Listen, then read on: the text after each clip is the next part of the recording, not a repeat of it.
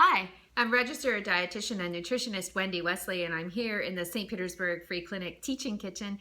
And today I'm going to make something that I've wanted to learn how to make probably the whole time I've been cooking, and it's fried rice. And you'd think, well, that's kind of simple, but there is a real method and a technique to do this, and you do things in certain steps, and you use certain ingredients to make it taste good. And I've been just messing up fried rice probably since I've been cooking, and I've been cooking since I'm about 9-10 years old. And it's just some critical things I was doing wrong, and I kind of want to deconstruct this method. And I'm not going to call it a recipe, even though I'm going to put the recipe below. But what I like to do is I like to find a recipe, evaluate it, and see if it's for me, as far as does it have too many ingredients, and does it ask me to use too much equipment? Because if a recipe demands that I use a lot of ingredients, I'd say more than 10, if it demands that I use a bunch of pots and I can't figure out how to whittle down those pots and that equipment, then I'm a busy person and I love to cook, but I'm not a slave to the kitchen either. So I like to evaluate recipes and understand if they're going to be right for me. So I found a recipe online for fried rice, and I said, okay, I think this one is adaptable. One thing I want to say is that every single recipe I saw said that I should use oyster sauce. Now, when I'm looking for recipes for pad thai, it always wants me to use fish sauce or oyster sauce, and I was always reluctant to buy it. And so I went ahead and bought some. And I brought it home, and it's right here. And I let my son smell it. And so we've kind of called it, we call it sewer sauce, because it has just a terrible smell. But it actually tastes pretty good. It's got this flavor umami, which is kind of a protein smell. And this is the secret sauce to making fried rice. And I have now decided to include this guy into my list of pantry staples. It is a winner. And so enough recipes I don't think could be wrong, because they kept saying oyster sauce, oyster sauce, oyster sauce over and over again. I thought, well, all of this wisdom, these people can't be wrong.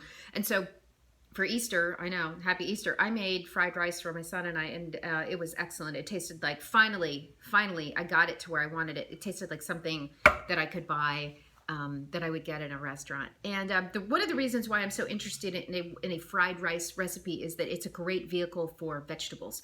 And there's a wide variety of vegetables that can go into fried rice. There are two that are kind of indispensable, and they are onions and garlic. And I put onions and garlic in everything I cook. So great, I'm halfway there. And I like carrots in a recipe, and I always have carrots, and carrots are a real low moisture food, and so they last forever in your refrigerator. I talked about celery in a previous show, and I stopped buying celery because it's such a high water vegetable. It always goes mushy and I can never get to it in time. But carrots and potatoes and onions, they'll be with you forever, and for that reason I love them. And then this is frozen broccoli. I love frozen vegetables. People say to me all the time, I'm a dietitian, obviously. People say, Wendy, what's the best vegetable? And they want me to say like raw organic kale. And what I say is the best vegetable is the one that makes it into your stomach. The best vegetable is the one that makes it into your stomach, whether it's fresh organic, whether it's frozen, whether it's canned, I don't care. I am a believer that you should do what works for you and what works for your lifestyle. And so if frozen works, awesome. If canned works, awesome. If fresh organic works for you, awesome. It all depends on your budget. It all depends on your shopping style. It all depends on your storage, on how fast you go through things. I love frozen vegetables because they're ready when I am. And so this recipe, I used broccoli. When I did it on Easter, I used peas. And I actually think I prefer peas, but this was a good substitute. Not the best. I still prefer peas because they remain intact and they retain that fresh green color that the broccoli lost. And so here is my finished product. And the finished product on Sunday had these bright green peas. And so this has broccoli. You can't really see it because it's kind of cooked down and it's lost its color. It's still in there.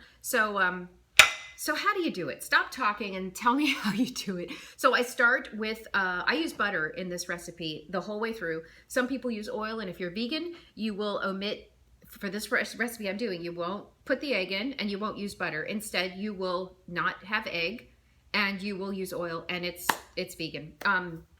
Okay, so I start with butter in a pan, and I scramble 2 eggs, and I do a soft scramble because even after you take them out of the pan, they will continue to cook. And then when you put them back into the pan at the end, they will cook some more. So you don't want a hard cooked egg. I like a soft cooked egg. So just do a soft scramble on those eggs. Then remove the egg from the pan, okay, and put it on like a little plate. Then get more butter going, and then that's when you add your vegetables. So, okay, so what do we do when we cut vegetables? We always start with a sharp knife, always. And it's a couple quick passes. This is a steel. This is my knife, not an expensive knife. I picked it up at a restaurant supply store for about $13. Great knife, feels great in the hand. It has a good plastic handle, and it's got kind of a real good grip. It's not gonna slip out of my hand. Love this knife. You don't have to have expensive knives to be effective in the kitchen, but you do have to have sharp knives. So good, I got a good blade on the knife, and here we go. Let's do some onion. So on this onion, I've already taken my vertical slices. I have the root end here. I cut some fuzzies growing. They're not fuzzies, they're just roots. With my claw grip, I've got my vertical cuts. I have to this way, okay, and they're already here. That's why I'm not gonna do them. With my claw grip, I'm gonna come down on the onion, and look at that beautiful dice. So here's some dice. I would do quite a lot more just for demonstration purposes. This is what I'm gonna do here. And for fried rice with carrots, because I want them to cook really fast, what I do is I use a vegetable peeler, and I make shaves like this with my vegetable peeler. And this, I'm going to take all of these and kind of curl them all together. And then I'm going to give them a quick cut. And so because they're so thin, they're going to cook nice and fast. And that's kind of the idea behind fried rice, is you want everything to cook kind of fast. So I've got carrot, I got onion, I will have garlic. I have made this recipe with jarred garlic, and I have made this recipe with fresh garlic, and I've come to the conclusion that this recipe needs fresh garlic.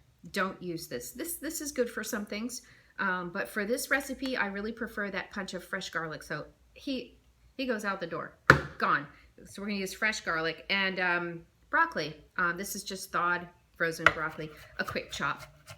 And so we want to kind of chop things so things will all cook at the same rate. So here are my chopped vegetables here, minus the garlic. The garlic would go in there. So I would do this over a medium heat, so I don't burn the garlic, which I've been cooking for 40 years and I'm still burning garlic. You think I would learn by now. And on that note, I want to say that I still make mistakes in the kitchen all the time. And if you make a mistake, I want you to get right back into the kitchen. I don't want a mistake to throw you, because if I stopped cooking every time I made a mistake, I make a lot of mistakes. But don't let it stop you. Please believe that your cooking is good enough, and get back into the kitchen. Don't let a mistake throw you. Get right back into the kitchen. Figure out what you did wrong, do it different, and enjoy your time in the kitchen. Enjoy your food. Okay, so I've gone off track. So vegetables in the pan, those saute up, those go out onto a pan. And then here comes the part. I read over and over and over again, you must use cold rice. And so I looked it up, and then that cold rice is actually the moisture in the moisture from the rice has been removed from the process of cooling it. And so that moisture, it won't get soggy in the pan because it's dry rice. What you want is dry rice. You don't want wet rice. So cold rice is recommended, or rice that you just cooked that you have kind of air dried. So you just don't want wet rice. That's the key. And what we're looking for, so we're gonna turn up the heat. We're gonna turn up the heat, and we're gonna add more butter. And what we're looking for is something called the Maillard reaction. It's M-A-I-L-L-A-R-D. And what it is the burning of amino acids and sugars. And so there are amino acids in the butter, and there are actually amino acids in the rice because there's some protein in the rice. Amino acids are the building blocks of proteins. And there's sugar in the rice, which in the form of starch. And so those amino acids and that sugar will burn, and that will turn everything brown. So the Maillard reaction is a reaction, a chemical reaction that turns food brown. So what we're doing is we're essentially frying the rice, and we're making it brown. And then we're gonna add 3 to 4 tablespoons of the soy. Is it tablespoons or teaspoons? I think it's tablespoons. Tablespoons of soy. Another pretty good tablespoon of this oyster sauce. I swear to God, this is kind of the key. This really makes it different. And then add back in the cooked vegetables, and then I add back in those eggs, and then stir it up. really, really over a high heat for a little while, and then it's ready to go. It is like, it's magic, and I don't know why it's taking me so long to figure it out. But now I've got my method, and now I've got my recipe, and I'm going to put that recipe below for you. And I hope it's something that you enjoy, and I hope that fried rice is something that can be a vehicle for vegetables. I'm always looking for recipes that can become vehicles for vegetables. I want every American to get more vegetables into their diet, and if I can show you how to cook and make that happen, then I am a happy dietitian.